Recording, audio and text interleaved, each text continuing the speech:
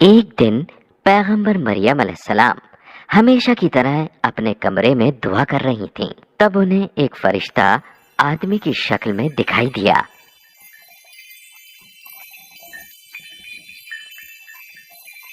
مریم علیہ السلام گھبرا گئیں، یہ سوچ کر کہ وہ آدمی انہیں نقصان پہنچا سکتا ہے، اور وہ چلائیں، میں اللہ کی پناہ میں ہوں، اللہ سے خوف کھاؤ۔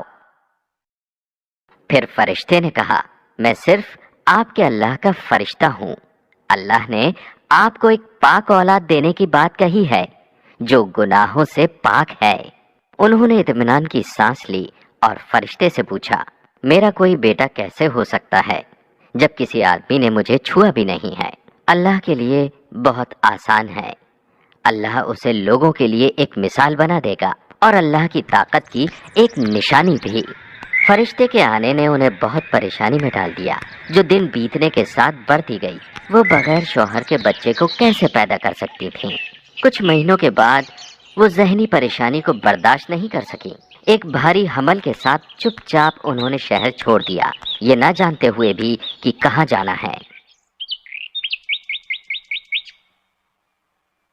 مریم علیہ السلام بہت دور نہیں گئی تھیں، تب اچانک انہیں حمل کا درد ہونے لگا۔ وہ ایک سوکھے تاڑ کے درخت کے نیچے بیٹھ گئیں اور یہاں انہوں نے ایک بیٹے کو پیدا کیا۔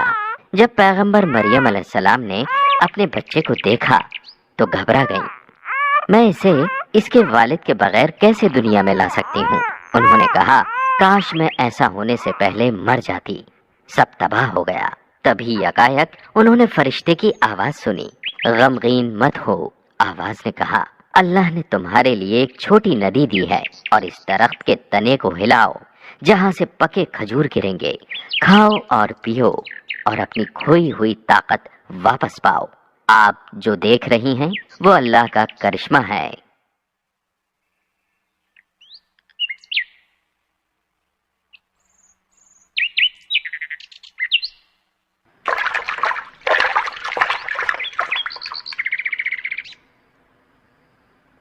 پیغمبر مریم علیہ السلام نے ندی سے پانی پیا اور پکے کھجور کھائے۔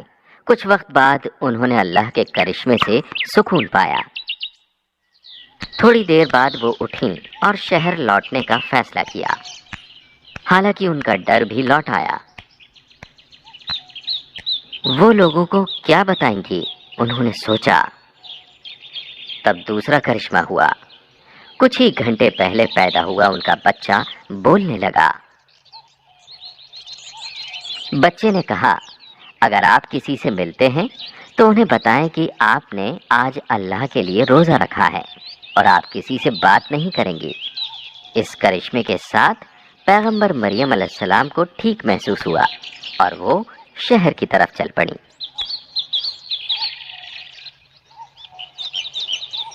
جیسا کہ انہوں نے سوچا تھا ویسے ہی لوگ چھوٹے بچے کو ان کی گود میں دیکھ کر حیرت میں پڑ گئے۔ یہ ایک بے حد سنگین گناہ ہے جو آپ نے کیا ہے، لوگوں نے انہیں ڈانٹا۔ وہ خاموش رہیں۔ انہوں نے اپنے ہونٹوں پر انگلیاں رکھیں اور اپنے بچے کی طرف اشارہ کیا۔ لوگ غصے میں بولے، ہم ابھی پیدا ہوئے بچے سے کیسے بات کر سکتے ہیں؟ لیکن جب بچہ بولنے لگا تو لوگ حیران رہ گئے۔ بچہ دھیرے اور صاف طور سے بولا، میں اللہ کا خدمتگار ہوں، اللہ نے مجھے کتاب دی ہے اور مجھے پیغمبر بنایا ہے۔ اللہ نے مجھے ان کے لیے ذمہ دار بنا دیا ہے جس نے مجھے زندگی دی ہے۔ جس دن میں پیدا ہوا، جس دن میری وفات ہوگی اور جس دن میں زندہ اٹھا لیا جاؤں گا، سب طے ہے۔ لوگ بچے کو بولتے ہوئے دیکھ کر حیرت میں پڑ گئے۔ انہوں نے محسوس کیا کہ بچہ بے مثال تھا اور یہی اللہ کی مرضی تھی۔ بے شک کچھ لوگ ایسے تھے جنہوں نے بچے کے بولنے کو ایک عجیب چال مانا، لیکن کم سے کم پیغمبر مریم علیہ السلام اب بنا پریشان ہوئے شہر میں رہ سکتی تھیں۔ یوسف جو ایک بڑھئی تھے، وہ پیغمبر مریم کا واقعہ سن کر بے حد حیران ہوئے۔ کیا ایک پیڑ بنا بیج کے بڑھ سکتا ہے؟ انہوں نے ان سے پوچھا۔ ہاں، انہوں نے جواب دیا۔ وہ سب جو اللہ نے پہلی بار بنایا تھا بنا بیج کے ہی اگا تھا۔ یوسف نے پھر ان سے پوچھا، کیا کسی آدمی کے بغیر یہ بچہ ہونا ممکن ہے؟ ہاں، مریم علیہ السلام نے جواب دیا، اللہ نے آدم کو بنایا بنا آدمی یا عورت کے۔ پیغمبر عیسیٰ علیہ السلام جیسے جیسے بڑے ہوئے ان کی پیشن گوئی کا ہنر بڑھنے لگا تھا۔ وہ اپنے دوستوں کو بتا سکتے تھے کہ انہوں نے کیا کھایا ہے اور انہوں نے کیا اور کہاں چھپایا تھا۔ جب وہ 12 سال کے تھے تب وہ اپنی والدہ کے ساتھ یروشلم گئے۔ جب وہ وہاں پہنچے تو پیغمبر عیسیٰ علیہ السلام اپنی والدہ کو چھوڑ کر عبادت گاہ میں چلے گئے۔ پیغمبر عبادت گاہ کے احاطے میں گھوم رہے تھے جہاں لوگ اماموں کے بیانات سن رہے تھے۔ بھیڑ میں سبھی بڑے بوڑھے تھے، لیکن پیغمبر ان کے ساتھ بیٹھنے سے ڈرے نہیں۔ کچھ دیر وہ ان کی باتیں سننے کے بعد اٹھ کھڑے ہوئے اور سوال پوچھنے لگے۔ امام ان کے ذریعے پوچھے گئے سوالوں سے پریشان تھے کیونکہ وہ ان کا جواب دینے کے قابل نہیں تھے۔ اماموں نے انہیں خاموش کرانے کی کوشش کی، لیکن پیغمبر نے انہیں نظر انداز کر دیا اور سوال پوچھنا جاری رکھا اور اپنا مشورہ دیا۔ پیغمبر عیسیٰ علیہ السلام باتوں میں اتنے مشغول ہو گئے کہ وہ اپنی والدہ کو پوری طرح سے بھول گئے۔ اسی بیچ پیغمبر مریم علیہ السلام گھر چلی گئیں، یہ سوچ کر کہ ان کا بیٹا اپنے رشتہ داروں یا دوستوں کے ساتھ واپس چلا گیا ہوگا۔